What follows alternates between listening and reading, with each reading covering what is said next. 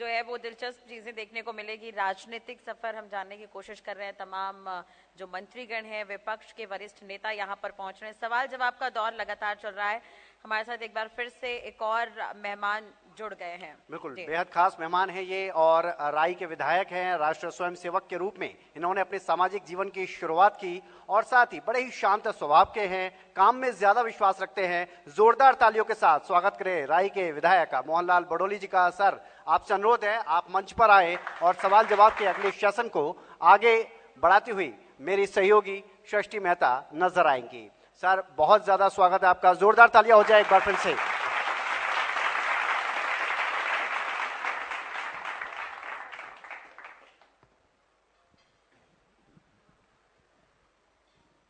Welcome sir, बहुत स्वागत है आपका। धन्यवाद सृष्टि जी। देखिए, हरियाणा न्यूज के इस मंच पर हम कई अहम सवालों को आज उठाने वाले हैं, सुबह से उठा रहे हैं। आपसे भी कई तीखे सवाल करेंगे, लेकिन सबसे पहले मैं आपसे जानना चाहूंगी, आप खुद बताएं, क्योंकि देखिए 2019 में ये पहला मौका था जब बीजेपी का कोई विधायक जनता ने चुना हो राई से। कैसा एक्सपीरियंस रहा राई के लोगों के साथ?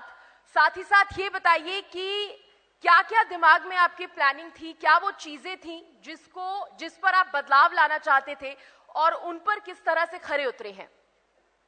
ये राजनीति तो मैं लंबे समय से करता रहा, लेकिन भारतीय जनता पार्टी के टिकट पर 2019 में पहला विधानसभा का चुनाव लड़ा और राई विधानसभा की जनता ने मुझे आशीर्वाद दिया और लगातार 19 से लेकर आज तक राई विधानसभा में बहुत सारे विकास के काम करवाने का काम किया है और बहुत सारा बदलाव हुआ है। और राई विधानसभा किसान आंदोलन का भी गढ़ रही है और आरक्षण का भी गढ़ रही है और वो सारे हालात मैंने बड़े नज़दीक से देखे हैं।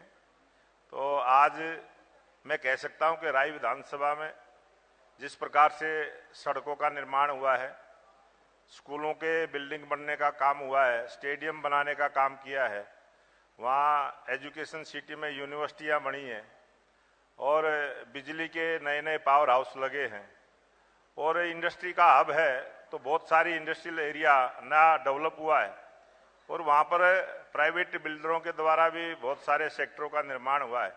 एक नए तरीके की राई विधानसभा है और मैं मानता हूँ कि गुड़गांव के बाद अगर कोई इस प्रकार की उभरती हुई विधानसभा है तो वो राई है। और सोनीपत में जब प्रवेश करते हैं दिल्ली से और कोई हरियाणा से गुजर के दिल्ली में जाता है तो राई विधानसभा से गुजरता है।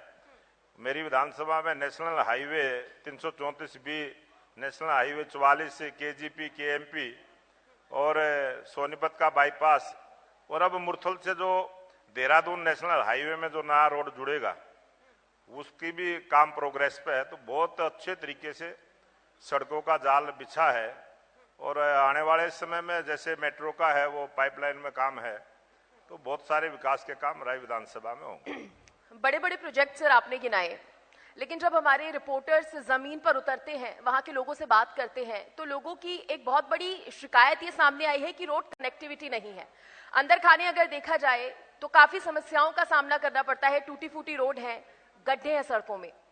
जब एक समय था कि क्योंकि 13 महीने तक जो आंदोलन चला उस समय कोई काम सड़कों पर नहीं हुआ और वो समय था, उसके बाद 56 सड़कों पर टेंडर होकर काम हुए हैं और अभी 6 सड़कों के मार्केटिंग बोर्ड के और 22 सड़कों के पीडब्ल्यूडी के अभी टेंडर हुए हैं इसी महीने, उन पर भी काम होगा। तो इस प्रकार से सभी सड़कों पर काम चल रहा है। आज 3-4 सड़कें ऐसी हैं जो अभी इस टेंडर प्रक्रिया में आई हैं, उनके भी काम जल्दी होंगे। और खुरमपुर से दहीसरा की जो सड़क है जो बांध के ऊपर है, वो कुछ टेक्निकली उसमें अड़चन आई थी और वो कल ही वो मंजूरी हुई है, उसका भी टेंडर प्रक्रिया आ गई है। तो हमारी राई विधानसभा में आप जाएंगे तो आज के दिन जो ये 22 पीडब्ल्यूडी के टेंडर हुए हैं, 9 सड़कों का मार्केटिंग बोर्ड का हुआ है और बाकी सड़कों का निर्माण हो चुका है। आप कह रहे हैं टेंडर हुए हैं, इतना समय क्यों लग गया, उसके बारे में भी बताइए, क्योंकि जनता कहीं ना कहीं ये सवाल बार बार उठाती है कि इतना समय नहीं लगना चाहिए था। और अभी क्या लक्ष्य इसके लिए निर्धारित किया है?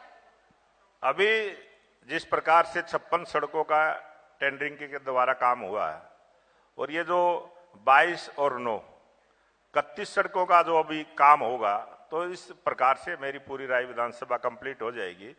और एक बहुत बड़ा जाल है सड़कों का, और नई सड़कें भी बनी है, जो नहर के साथ भी एक सड़क बनी है, और एक नई प्रपोजल हमारी HSRDC के द्वारा भी 0 पॉइंट से लेके मीमारपुर तक 7 मीटर की चौड़ी सड़क बनेगी, उसकी भी DPR तैयार हुई है। चुनाव से पहले कंप्लीट हो जाएगा काम? ये सारे काम चुनाव, ये मैंने जो टेंडर की प्रक्रिया बताई है, ये तो अभी हमारी पूरी हो जाएगी।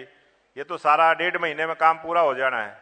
और जो नई सड़कें बननी है उसमें टाइम लगेगा, वो तो लंबा प्रोजेक्ट है, उसमें समय लगेगा। ठीक है, बुनियादी समस्याओं की, सुविधाओं की अगर हम बात कर रहे हैं तो लोगों का कहना है कि पानी एक बहुत बड़ी समस्या है आपके क्षेत्र में। दूसरा, स्कूल को लेकर भी सवाल उठाए गए हैं। बार बार ये सवाल उठता है आम लोगों की तरफ से, छात्रों की तरफ से, कि स्कूल में टीचर्स नहीं है। अभी जिस प्रकार से हमारे शिक्षा विभाग के द्वारा जो टीचरों की जहां भी प्रॉब्लम थी, वो बहुत अच्छे से उसका बच्चों का सर्वे करवा के टीचर देने का काम किया है। फिर भी अगर कहीं कोई है तो सरकार की नीति बनी है कि हम नए टीचर्स की भर्ती करेंगे, और उसको भी इस वर्ष किसी भी स्कूल में कहीं भी टीचर की कमी नहीं रहेगी। इस प्रकार की योजना सरकार की बनी है। सर, आप तो खुद सदन में तमाम मुद्दों को उठाते हैं, बहुत बेबाकी से उठाते हैं, हम आपको अक्सर देखते हैं। फिर क्यों ये जो बुनियादी सुविधाएं हैं इनमें इतना समय लग जाता है इनको पूरा होने में? इसके साथ ही मेरा सवाल आपसे ये भी है कि स्पीकर की तरफ से कहा गया है, स्पेशली अधिकारियों को निर्देश दिए गए हैं कि जो भी विधायक हैं उनकी समस्याओं को प्राथमिकता से सुना जाए, प्रायोरिटी पे रखा जाए। तो क्या इसमें आप बदलाव देखते हैं? इसके बारे में भी बताइए। ये सभी विधायकों की बात सुनी जाती है, और ये पहली ऐसी सरकार है, चाहे विपक्ष का विधायक हो चाहे पक्ष का विधायक हो, अधिकारी सबकी सुनते हैं, और सबका साथ सबका विकास जो हमारी सरकार का नारा है उस पर यह सरकार काम करती है। आज विपक्ष का विधायक भी उतने ही अधिकार के साथ अधिकारी से बात करके काम कराने का काम करता है, और ये पहली सरकार है जिसने विपक्ष के विधायकों को भी ग्रांट देने का काम किया, उनको भी विकास में भागीदार बनाया। तो जनता के साथ किसी प्रकार का भेदभाव ना हो, ये सरकार सबकी सरकार है। इस प्रकार का काम मुख्यमंत्री मनोहर लाल जी ने किया है, और बहुत अच्छी सरकार हरियाणा प्रदेश में भारतीय जनता पार्टी की ये जो 8 वर्ष का जो सफर है बहुत अच्छे से तय किया है। और भारतीय जनता पार्टी की, मुझे लगता है कि हरियाणा की जनता ने जिस प्रकार से मन बनाया है, आगे भी भारतीय जनता पार्टी की सरकार रहने वाली। आगे का जिक्र आपने कर दिया, कहीं ना कहीं इशारा आप 2024 की तरफ कर रहे हैं जी। कैसी तैयारियां हैं उसको लेकर? आज भारतीय जनता पार्टी का जो भी कार्यकर्ता है वो जब भी चुनाव खत्म होता है अगले चुनाव की तैयारी में लग जाता है, और हमारी सरकार जो काम करती है वो सेवा ही संगठन के माध्यम से हम काम करते हैं, और बहुत सारे सेवा के कार्य है। आज जिस प्रकार से भ्रष्टाचार को दूर करने की बात हमारी सरकार ने की है, और आज घर बैठे हुए बहुत सारी योजनाओं का लाभ सीधा गरीब आदमी तक पहुंचे। गरीब का हक कोई बीच में चोरी ना कर ले, गरीब का हक गरीब तक पहुंचे, इस प्रकार की नीतियां हमने बनाई है।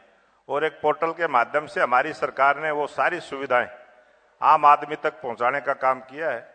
उसी का कारण है कि आज हरियाणा प्रदेश की जनता भारतीय जनता पार्टी की नीतियों से खुश है, उस पर विश्वास रखती है। और विपक्ष के जो लोग आरोप लगाते हैं जिस प्रकार से, वो एक झूठा आरोप लगाते हैं, उनकी आदत बन चुकी है इस प्रकार से बोलने की। सर, आपने भ्रष्टाचार को लेकर बात की, तो उसी से जुड़ा मैं एक ये सवाल भी करना चाहूंगी। फैक्ट्री एरिया होने की वजह से कहा जा रहा है कि जो माफिया है वो अपना कंट्रोल कहीं ना कहीं कर रहे हैं, और जो अवैध कॉलोनियां हैं उनको बचाने का प्रयास किया जा रहा है। देखो, जब से हमारी भारतीय जनता पार्टी की सरकार आई है, अवैध कॉलोनियों का एक दौर हरियाणा प्रदेश में था, जब पहले की सरकारों ने कभी ध्यान नहीं दिया। लेकिन ये मुख्यमंत्री मनोहर लाल जी के नेतृत्व में जो सरकार काम कर रही है, जब से 7 ने लागू किया है, उसके बाद अवैध कॉलोनियों का विस्तार रुका है। और हमारा पूरे हरियाणा प्रदेश में जो अवैध कॉलोनियों का काम करते थे उन पर अंकुश लगा है, और आज तरीके से सारे काम हो इस प्रकार की नीतियां हमने बनाई। कितना बदलाव लाए हैं, कितना प्रतिशत अंकुश लगा पाए हैं आप? बहुत सारा हमने रुकावट की है, और कानूनी रूप से बहुत सारे और जितनी कॉलोनियां पहले बसी थी, हमारी सरकार ने आने के बाद बहुत सारी अवैध कॉलोनियों को वैध करने का काम किया है।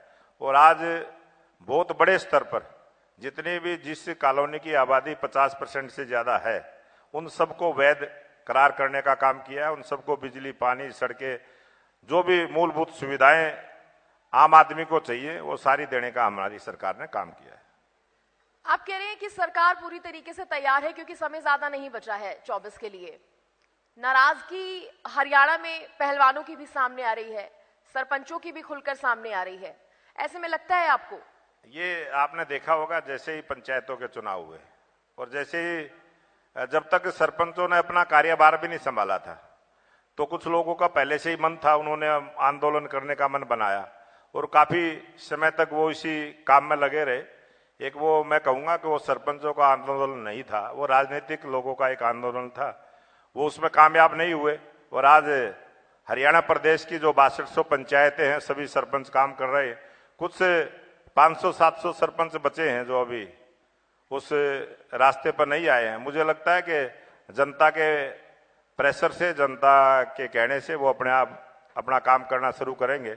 और 5 लाख रुपए तक की जो छूट हमारी सरकार ने दी है और एक जो भ्रष्टाचार पंचायती कानून व्यवस्था, जनता के प्रेशर से या सरकार से बातचीत करके अभी मुख्यमंत्री जी ने जनसंवाद कार्यक्रम किए। अभी भिवानी और पलवल 3-3 विधानसभाओं में गए हैं और गांव में सीधा संवाद किया है। गांव की जनता ने स्वीकार किया है कि जो आपने किया है, 5 लाख रुपए तक काम करने का जो अधिकार सरपंचों को दिया है, ई टेंडरिंग से जो काम करने का अधिकार सरपंचों को दिया, आज सरपंच भी खुश है और सरपंचों ने उस बात को स्वीकार किया है कि 25 लाख रुपए के काम वो 1 वर्ष के अंदर सीधे करवा पाएंगे। बाकी काम ई टेंडरिंग के द्वारा होंगे और सीधा उनके खाते में ग्रांट जाएगी, चाहे केंद्र सरकार की ग्रांट है चाहे स्टेट सरकार की ग्रांट है, वो सीधी उनके खाते में जाती है। और जिस प्रकार से 11,000 करोड़ रुपए का सीधा सरपंचों को देने का जो काम किया था और उनके काम हुए हैं, तो सबको हरियाणा प्रदेश की पूरी पॉपुलेशन के आधार पर सबको हिस्सेदारी मिलना, ये पहली बार भारतीय जनता पार्टी की सरकार में हुआ है, मुख्यमंत्री मनोहर लाल जी की सरकार में हुआ। फिर विपक्ष क्यों सवाल उठा रहा है? विपक्ष अगर सवाल नहीं उठाएगा, विपक्ष कैसे जिंदा रहेगा? विपक्ष कई बार बहुत सारे बनावटी आरोप लगाने का प्रयास विपक्ष ने किया है और विपक्ष का जो हाल हुआ है, विपक्ष की जो दशा और दिशा आज है, विपक्ष कुछ लोग दिखाई देते हैं, आज विपक्ष एकजुट नहीं है।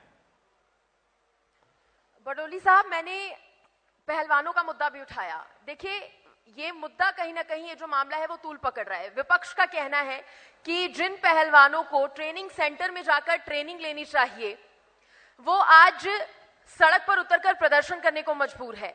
ये मुद्दा मैं मानता हूं बहुत गलत है और मैं भी पहलवान रहा हूं और ये इस प्रकार का मुद्दा उठा है, मैं इसको बिल्कुल दुखदाई भी मानता हूं। और हमारी सरकार ने प्रयास किया है, इसकी कमेटी बनी और अंतर्राष्ट्रीय खिलाड़ी योगेश्वर दत्त उस टीम में थे, उन्होंने अपनी रिपोर्ट भी उसमें सौंपी है। लेकिन फिर भी कहीं ना कहीं कोई ना कोई उसमें तालमेल की कमी रही है, वो खिलाड़ियों को उस प्रकार का विश्वास नहीं दे पाए। फिर भी हमारी सरकार प्रयास करेगी कि इसका समाधान जल्दी से जल्दी हो, इस पर हम काम करेंगे। सर, आप कह रहे हैं ये मुद्दा दुखदाई है, क्यों आपको ये मुद्दा दुखदाई लग रहा है? और साथ ही अगर आप चाह रहे हैं कि इस मामले का निपटारा होना चाहिए, तो इसके लिए क्या प्रयास आपकी तरफ से कुछ किए जा रहे हैं? क्योंकि आए दिन पहलवान प्रेस कॉन्फ्रेंस कर रहे हैं, खिलाड़ी प्रेस कॉन्फ्रेंस करके नाराजगी जाहिर कर रहे हैं। उनका कहना है कि कोई सुनवाई नहीं हो रही है। ये बिल्कुल, आज भी दिल्ली में मीटिंग हुई है, 2 मीटिंगें हुई हैं, हमारे को उसकी जानकारी है और जल्दी इसका समाधान होगा। और जो तकलीफ पहलवानों को हुई है उसका समाधान करेंगे। हमारी सरकार ने खिलाड़ियों का सम्मान किया है। पहली बार देश के लोकप्रिय प्रधानमंत्री नरेंद्र मोदी जी ने जिस प्रकार का सम्मान खिलाड़ियों का किया है, अंतर्राष्ट्रीय स्तर पर भी राष्ट्रीय स्तर पर भी जिस प्रकार से सीधा संवाद खिलाड़ियों के साथ प्रधानमंत्री जी करते रहे, उसी प्रकार से जो फेडरेशन के लोग हैं उनको दिशा निर्देश दिए गए हैं कि वो सीधा संवाद करके इसका समाधान करें और जो देश के लिए खिलाड़ी खेले हैं उनकी भावनाओं की कदर हो, इस प्रकार की हमारी सोच भी है, हमारी सरकार की सोच है, हमारी पार्टी की सोच है। और ये मुझे लगता है बहुत जल्दी इसका समाधान होगा। लेकिन ये जो मामले हैं, ये जो मुद्दे हैं, वो असर कितना डालेंगे? क्योंकि भले ही आप कह लें कि हमारी तरफ से कोशिश की जा रही है, प्रयास किए जा रहे हैं, लेकिन आप भी इस बात से इनकार नहीं करेंगे कि इसका अच्छा खासा असर 24 पर पड़ेगा। नहीं, कोई भी नेगेटिविटी सरकार के लिए कुछ ना कुछ तो असर डालती है, इतना तो राजनीति में है। कोई भी आंदोलन होता है वो सरकार के खिलाफ होता है, उसका असर होता है। लेकिन बहुत सारे आंदोलन तो बड़ी प्लानिंग से होते हैं, राजनीतिक रूप से होते हैं। तो इसका जब समाधान होगा तो जनता के सामने आएगी इसमें राजनीति कितनी थी, सच्चाई कितनी थी। जैसे ही उसकी रिपोर्ट आएगी सबको पता लगेगा। चलिए, क्योंकि समय से ज्यादा की इजाजत नहीं दे रहा है, तो एक आखिरी सवाल आपसे करना चाहूंगी। क्या रोड मैप सरकार ने 24 के लिए बना रखा है, और क्या लगता है आपको, वापसी करेंगे सत्ता में, और इस बार भी गठबंधन के साथ वापसी होगी या अकेले अपने दम पर? ये आजादी के अमृत महोत्सव का 75वां वर्ष हमने मनाया है, और जिस प्रकार से प्रधानमंत्री जी ने आजादी का जब 100वां वर्ष मनाए और हम विकसित राष्ट्र के रूप में हों, मुझे लगता है कि इस देश की जनता ने उस बात को स्वीकार किया है। और जब तक विकसित राष्ट्र नहीं बनेगा तब तक भारतीय जनता पार्टी की सरकार लगातार इस देश और प्रदेश में चलेगी। इस प्रकार का मन जनता बना चुकी है, और जो विपक्ष के लोग हैं जो राजनीति करते हैं वो आज दुविधा में है, वो परेशान है, वो अपनी बौखलाहट में कुछ से कुछ बोलते हैं। लेकिन देश की जनता ने मन बनाया है, गरीब आदमी ने, किसान ने, कर्मचारी ने, हर वर्ग के आदमी ने आज मन बना है, और वो सब प्रधानमंत्री नरेंद्र मोदी जी की पॉलिसियों से, उनकी नीतियों से, उनकी सोच से, उनके विचार से सहमत हैं। और इस देश और प्रदेश का जो गौरव बढ़ाने का काम लोकप्रिय प्रधानमंत्री नरेंद्र मोदी जी ने किया है वो सबके ध्यान में है। इस 135 करोड़ जनता का आशीर्वाद प्रधानमंत्री जी को, भारतीय जनता पार्टी की सरकार को मिलने वाला है। 2024 में भी मिलेगा, उसके बाद भी मिलेगा। अपने दम पर या गठबंधन के साथ? ये जिस प्रकार का समय होगा उसी प्रकार के साथ हम आशीर्वाद लेने का काम करेंगे। ये निर्णय तो ऊपर की हमारा नेतृत्व करता है। चलिए सर, ये तो जनता बताएगी और वक्त बताएगा कि वापसी होती है बीजेपी की या फिर कुछ बदलाव होता है। लेकिन आप हमारे साथ जुड़े, हरियाणा न्यूज के इस मंच पर आप आए और अपना कीमती समय दिया, उसके लिए बहुत बहुत शुक्रिया सर आपका। आपके चैनल का, हरियाणा न्यूज के सभी मेंबरों का मैं धन्यवाद करता हूं, और इस देश की जनता का आपके चैनल के माध्यम से भी धन्यवाद करता हूं कि आपके चैनल के द्वारा समाज की और देश की जो सच्ची खबरें दिखाई जाती हैं उसके लिए आपका धन्यवाद। बहुत शुक्रिया sir, thank you so much. बेहद शुक्रिया मोहनलाल बडोली जी, बड़ी बेबाकी के तरीके से और शांत और सौम्य तरीके से आपने सवालों का जवाब दिया। मैं चाहूंगा, एक बार अनुरोध करूंगा मैं अपनी एडिटर इन चीफ प्रतिमा दत्ता जी से कि एक बार मंच पर आए और मोहनलाल बडोली जी का सम्मान करें। प्लीज जोरदार तालियां हो जाए एक बार फिर से।